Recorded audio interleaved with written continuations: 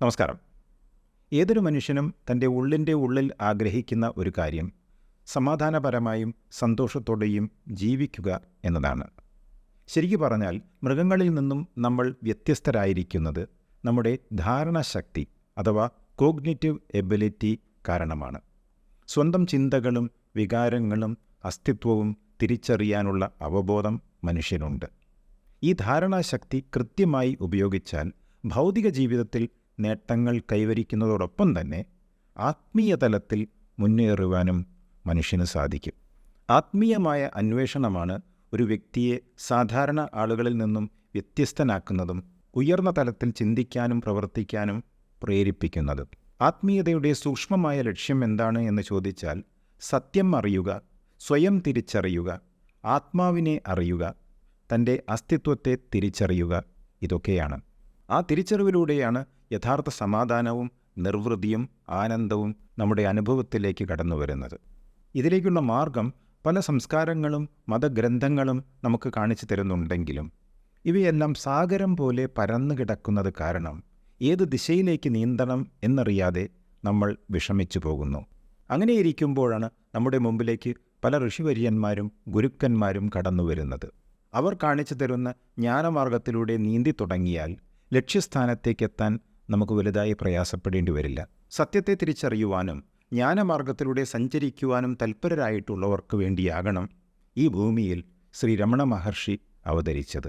ഏറ്റവും ഉത്കൃഷ്ടമായ ബ്രഹ്മജ്ഞാനം ഈ ലോകത്തിന് പകർന്നു കൊടുക്കുവാൻ വേണ്ടി 19-ാം നൂറ്റാണ്ടിൻ്റെ അവസാനത്തിൽ മനുഷ്യരൂപത്തിൽ വന്ന 20-ാം നൂറ്റാണ്ടിൽ ബ്രഹ്മസത്യം ലോക നന്മയ്ക്കായി തുറന്നുകാട്ടിയ യഥാർത്ഥ ഈശ്വര ചൈതന്യമാണ് ശ്രീ രമണ മഹർഷി എന്നതിൽ ഒരു തർക്കവുമില്ല.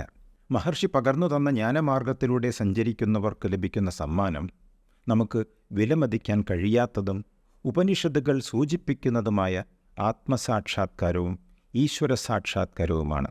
ഈ പരമമായ സത്യം ഒന്ന് ഉച്ചരിക്കണമെങ്കിൽ തന്നെ മഹർഷിയുടെ ആശീർവാദവും അനുഗ്രഹവും വേണമെന്ന കാര്യത്തിൽ എനിക്ക് സന്ദേഹമില്ല. ഈ പറയുന്ന കാര്യങ്ങൾ വല്ലതും എനിക്ക് സ്വയം ബോധ്യപ്പെട്ടിട്ടുണ്ടെങ്കിൽ അത് ശ്രീ രമണ മഹർഷിയുടെ കൃപ കൊണ്ട് മാത്രമാണ് എന്ന് ഞാൻ ഉറച്ചു വിശ്വസിക്കുന്നു. പറയുന്ന കാര്യങ്ങളിൽ വല്ല തെറ്റുകുറ്റങ്ങളുമുണ്ടെങ്കിൽ അത് മഹർഷിയുടെ ഉപദേശങ്ങളുടെ പിഴവല്ല, മറിച്ച് എൻ്റെ അറിവുകേട് മാത്രമാണ് എന്ന് പറഞ്ഞുകൊണ്ട് ഈ മഹജ്ഞാനം ശ്രീ രമണ മഹർഷിയുടെ തൃപ്പാദങ്ങളിൽ അർപ്പിച്ചുകൊണ്ട് ഞാൻ എളിമയോടെ ആരംഭിക്കട്ടെ. ഈ വീഡിയോയുടെ ആരംഭത്തിൽ പറഞ്ഞതുപോലെ ആത്മസ്വരൂപത്തെ അറിയുക എന്നതാണ് പരമമായ ജ്ഞാനമാർഗം. ആ അറിവ് സ്വായത്തമാക്കണമെങ്കിൽ ഭൗതിക ജീവിതത്തിൽ നമ്മൾ സ്വീകരിച്ചു പോരുന്ന രീതി പിന്തുടർന്നാൽ ഫലമുണ്ടാകില്ല എന്ന് മാത്രമല്ല, അത് ജ്ഞാനമാർഗത്തിന് വിരുദ്ധമായിട്ട് വരാനും സാധ്യതയുണ്ട്. ശ്രീ രമണ മഹർഷിയുടെ ഉപദേശമനുസരിച്ച് ആത്മസാക്ഷാത്കാരത്തിന് വേണ്ടി നമ്മൾ അന്വേഷിക്കേണ്ടത് നമ്മൾ ഓരോരുത്തരെയും കുറിച്ചാണ്. അതായത് ഞാൻ ആര് എന്ന അന്വേഷണമാണ് വേണ്ടത്. ഇവിടെ ഞാൻ എന്ന് പറഞ്ഞാൽ ഈ ഭൗതിക ശരീരമല്ല. പിന്നെ മനസ്സാണോ? അതുമല്ല. ഈ അന്വേഷണത്തിൽ മനസ്സിലേക്ക് ചിന്തകൾ കടന്നു വരുമ്പോൾ ആ ചിന്തകളെ നമ്മൾ വിശകലനം ചെയ്യുന്നില്ല. അങ്ങനെ ചെയ്താൽ അത് മനഃശാസ്ത്ര രീതിയായി മാറും, സൈക്കോളജിയുടെ ഭാഗമായി വരും. സൈക്കോളജി എന്ന് പറയുന്നത് തന്നെ മാനസിക പ്രക്രിയകളെയും പെരുമാറ്റ രീതികളെയും കുറിച്ചുള്ള ശാസ്ത്രീയമായ പഠനമാണല്ലോ. ഇവിടെ നമ്മുടെ വിഷയം സ്പിരിച്വാലിറ്റിയാണ്, ആത്മീയത. യഥാർത്ഥ ആത്മീയതയ്ക്ക് മതവിശ്വാസങ്ങളും ആചാരങ്ങളുമായി യാതൊരു ബന്ധവുമില്ല. ആത്മീയത എല്ലാ മതചട്ടക്കൂടുകളിൽ നിന്നും സ്വതന്ത്രമായി നിലനിൽക്കുന്ന ഒന്നാണ്. അപ്പോൾ മനസ്സിലേക്ക് ചിന്തകൾ വരുമ്പോൾ ആ ചിന്തകളെ വിശകലനം ചെയ്യുന്നതിന് പകരം ആരിലേക്കാണ് ആ ചിന്തകൾ വരുന്നത് എന്ന് അന്വേഷിക്കുകയാണ് വേണ്ടത്. ആരിലാണ് ചിന്തകൾ ഉദിക്കുന്നത്? അങ്ങനെ അന്വേഷിക്കുമ്പോൾ അതിൻ്റെ ഉത്തരം എന്നിലാണ് എന്ന് വരും. അതിൻ്റെ അർത്ഥം അവിടെ ഒരു ഞാൻ ഉണ്ട് എന്നല്ലേ? ആ ഞാൻ അവിടെ ഉള്ളതുകൊണ്ടാണല്ലോ ചിന്തകൾ അവിടെ ഉദിക്കുന്നത്. അപ്പോൾ ആ ഞാൻ ആര് എന്ന് അന്വേഷിക്കണം. ഞാൻ ആര് എന്ന് പറയുമ്പോൾ ഇവിടെ പ്രത്യേകം മനസ്സിലാക്കേണ്ടത് ഞാൻ ആര് എന്ന ചിന്ത മനസ്സിൽ കൊണ്ടുവരികയല്ല വേണ്ടത്. ഞാൻ ആര് എന്ന ചോദ്യം മനസ്സിൽ ആവർത്തിച്ച് ചോദിക്കുകയുമല്ല വേണ്ടത്. പകരം ഞാൻ ആര് എന്ന് അന്വേഷിക്കുകയാണ് വേണ്ടത്. ഹൂ എം ഐ എന്നാണ് ഇംഗ്ലീഷിൽ പറയുക. ഇതിന് ആത്മവിചാര, സെൽഫ് എൻക്വയറി അല്ലെങ്കിൽ സെൽഫ് ഇൻവെസ്റ്റിഗേഷൻ എന്ന് പറയും. ഞാൻ ആര് എന്ന അന്വേഷണം ശരിയായ ദിക്കിലേക്ക് എത്തണമെങ്കിൽ ഞാൻ അല്ലാത്തത് എല്ലാം മാറ്റി നിർത്തണ്ടേ? ഞാൻ അല്ലാത്തത് എന്തോ അവയെ എല്ലാം മാറ്റി നിർത്തിയാൽ പിന്നെ അവശേഷിക്കുന്നത് ഞാനാകുന്നു. ഇവിടെ ഞാൻ അല്ലാത്തത് എന്ന് പറയുമ്പോൾ എല്ലാ നാമരൂപങ്ങളും അതിൽപ്പെടും. എനിക്ക് ചുറ്റുമുള്ള ആളുകളും വസ്തുക്കളും എല്ലാം അതിൽപ്പെടും. അതൊന്നും ഞാനല്ല.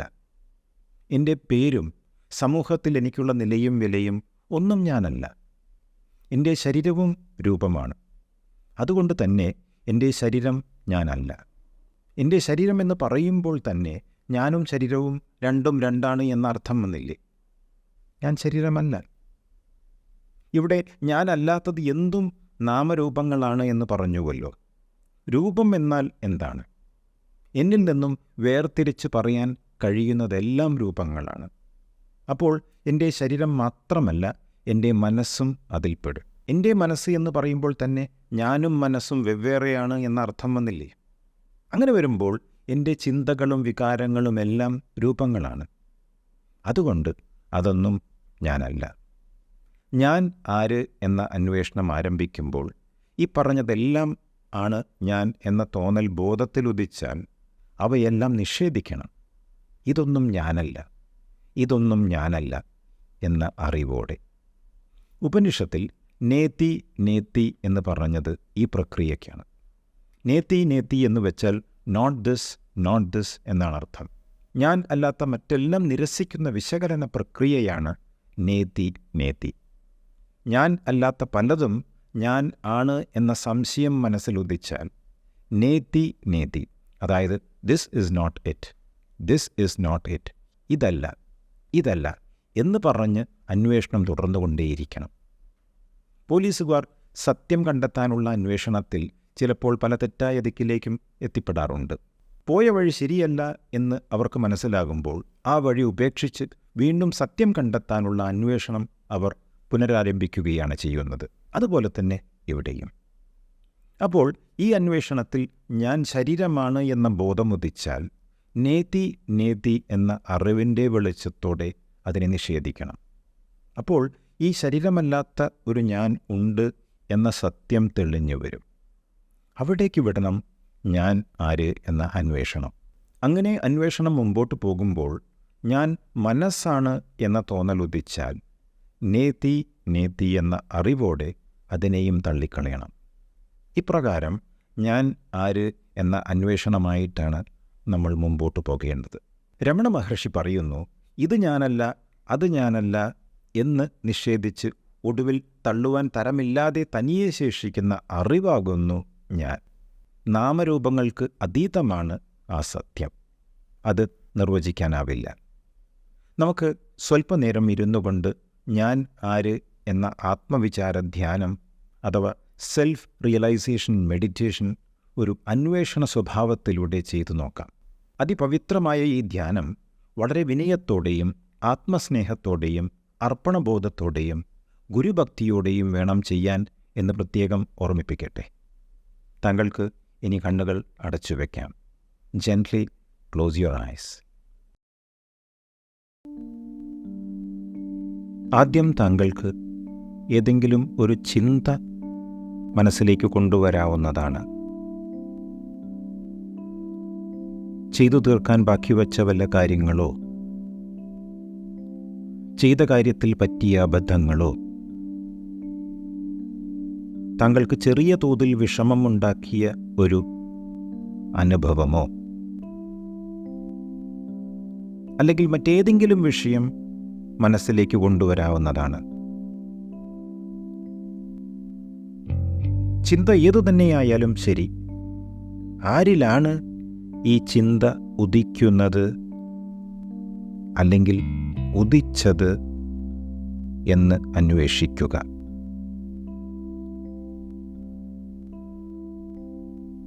അത് എന്നിലാണ് എന്ന് വ്യക്തമാണല്ലോ. ആ ഞാൻ ആര്? ഇത് അന്വേഷിക്കുക. ഈ ഞാനാണല്ലോ എല്ലാത്തിൻ്റെയും സിരാകേന്ദ്രം. ഈ ഞാൻ എന്ന് വിളിക്കുന്ന എൻ്റെ ഉള്ളിലുള്ള ഒരു സംഗതിയുണ്ടല്ലോ, അതാരാ? അല്പം മുമ്പ് മനസ്സിലേക്ക് വന്ന ചിന്തകളെ ശ്രദ്ധിക്കുന്നതിന് പകരം ആരിലാണ് ആ ചിന്തകൾ വന്നത് എന്ന് അന്വേഷിക്കുക. Who am I? ഞാൻ ആര്? ആരെ ചുറ്റിപ്പറ്റിയാണ് ചിന്തകൾ സഞ്ചരിച്ചു കൊണ്ടിരിക്കുന്നത്? അതെൻ്റെ ശരീരമാണോ? എൻ്റെ ശരീരം എന്ന് പറഞ്ഞാൽ ഞാനും ഈ ശരീരവും രണ്ടാണ് എന്ന അർത്ഥം വരുന്നുണ്ടല്ലോ. അപ്പോൾ ഞാൻ ആരാ? എൻ്റെ ശരീരം എന്ന് പറയുമ്പോൾ ഞാൻ ഈ ശരീരത്തിൻ്റെ ഉടമസ്ഥനാണ്. അപ്പോൾ ഈ ശരീരത്തിലും പ്രബലമായ ഒന്നാണ് ഞാൻ. അതുകൊണ്ട് തന്നെ ഞാൻ ശരീരമല്ല. പിന്നെ ഞാൻ ആരാ? Who am I?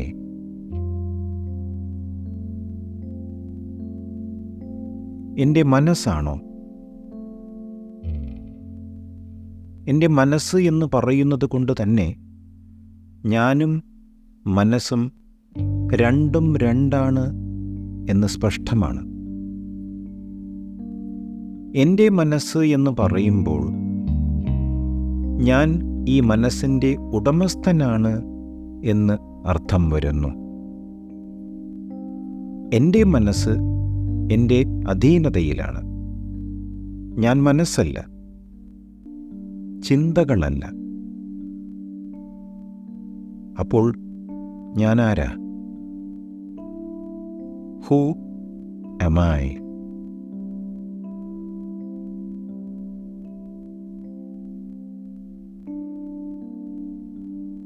എൻ്റെ വികാരങ്ങളാണോ? വികാരങ്ങൾ എന്നിലേക്ക് എത്തുകയാണ് ചെയ്യുന്നത്. ഏത് വികാരമായാലും അതുതന്നെയാണ് അവസ്ഥ. എൻ്റെ വികാരം എന്ന് പറയുമ്പോൾ ഞാനും എൻ്റെ വികാരവും വ്യത്യസ്തമാണ് എന്ന അർത്ഥം വരുന്നുണ്ട്. വികാരങ്ങൾ എന്നിലാണ് അനുഭവവേദ്യമായി വരുന്നത്. അപ്പോൾ ഞാൻ വികാരങ്ങളല്ല. പിന്നെ ഞാൻ ആരാ? Who am I?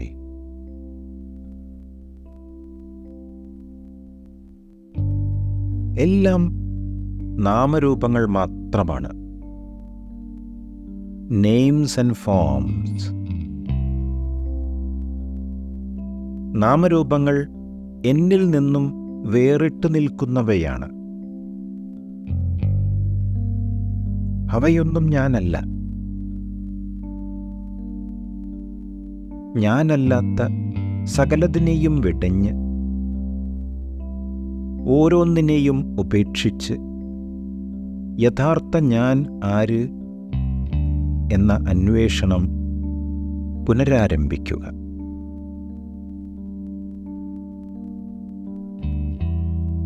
ആ സത്യമാകുന്ന പേരും രൂപവും ഒന്നുമില്ലാത്ത, നിർവചിക്കാൻ കഴിയാത്ത,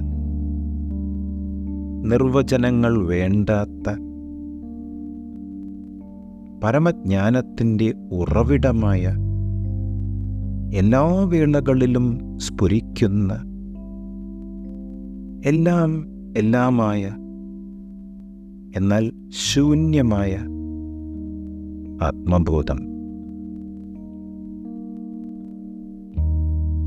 ആ ഞാൻ ആകുന്ന സത്തയെ അറിയുക. Become aware. ആ ഞാനായി തന്നെ നിലകൊള്ളുക. ആ പരമമാകുന്ന അറിവിൽ ഉറച്ചു നിൽക്കുക. ദാറ്റ്സ് ഹൂ ഐ ആം.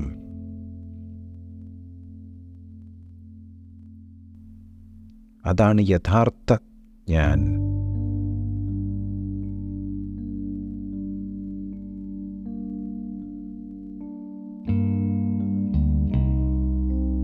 ഇനി സമയമാകുമ്പോൾ താങ്കൾക്ക് പതുക്കെ കണ്ണുകൾ തുറക്കാം. തിരികെ സ്വാഗതം. Welcome back. ശ്രീ രമണ മഹർഷിയുടെ ഞാൻ ആര് എന്ന അന്വേഷണം താങ്കൾക്ക് നല്ല രീതിയിൽ ചെയ്യാൻ കഴിഞ്ഞു എന്ന് വിശ്വസിക്കട്ടെ. ഈ സെൽഫ് റിയലൈസേഷൻ മെഡിറ്റേഷൻ, ആത്മവിചാര ധ്യാനം പലതവണ പരിശീലിക്കുന്നതിലൂടെ ഞാൻ ആകുന്ന സോഴ്സിലേക്ക് വഴി തിരിച്ചറിയാൻ കഴിയുകയും ഓരോ തവണ ഈ ധ്യാനം ചെയ്യുന്നതിലൂടെ കൂടുതൽ എളുപ്പത്തിൽ അവിടെ എത്തിച്ചേരാൻ സാധിക്കുകയും ചെയ്യും. വീണ്ടും വീണ്ടും മെഡിറ്റേഷൻ ചെയ്യുന്നവർക്ക് ഈ വീഡിയോയിലെ ആദ്യ ഭാഗം അത്ര പ്രസക്തമല്ലെന്ന് തോന്നുമെങ്കിലും അത് കേട്ട ശേഷം ധ്യാനിക്കുന്നതായിരിക്കും ഫലം ലഭിക്കാൻ കൂടുതൽ നല്ലത്. ഇതിൻ്റെ ആദ്യ ഭാഗം പ്രിപ്പറേറ്ററി ഫേസ് ആണ്, അതായത് തയ്യാറെടുപ്പ് ഘട്ടം. അതുകൊണ്ട് അതും മെഡിറ്റേഷൻ്റെ ഭാഗമായി വേണം കാണാൻ. എത്ര തിരക്ക് പിടിച്ച ദിവസമാണെങ്കിലും ഒരു നേരമെങ്കിലും ഇത് ചെയ്യാൻ ശ്രമിക്കുക. അങ്ങനെ ചെയ്താലുള്ള നേട്ടങ്ങൾ വിവരിക്കാൻ പറ്റുന്നതിലും കൂടുതലാണ്. സെൽഫ് റിയലൈസേഷൻ മെഡിറ്റേഷൻ സ്ഥിരമായി ചെയ്തു കഴിഞ്ഞാൽ മറ്റു പല പ്രശ്നങ്ങളും പൊലിഞ്ഞു പോകും എന്ന കാര്യത്തിൽ ഒരു സംശയവും വേണ്ട. ആത്മവിചാര ധ്യാനം കൃത്യമായ രീതിയിൽ ചെയ്യാൻ ബുദ്ധിമുട്ട് അനുഭവിക്കുന്നവർ ഈ ചാനലിൽ തന്നെ അപ്ലോഡ് ചെയ്ത മൈൻഡ്ഫുൾനെസ് മെഡിറ്റേഷൻ ദിവസവും ചെയ്യാൻ ശ്രമിക്കുക. മൈൻഡ്ഫുൾനെസ് പരിശീലനത്തിലൂടെ മനസ്സ് ഫോക്കസ്ഡായി മാറുന്നു. കുറച്ച് ആഴ്ചകളോ മാസങ്ങളോ മൈൻഡ്ഫുൾനെസ് മെഡിറ്റേഷൻ ചെയ്യുന്നതിലൂടെ മനസ്സിനെ കേന്ദ്രീകരിക്കാൻ നമുക്ക് കഴിയുന്നു.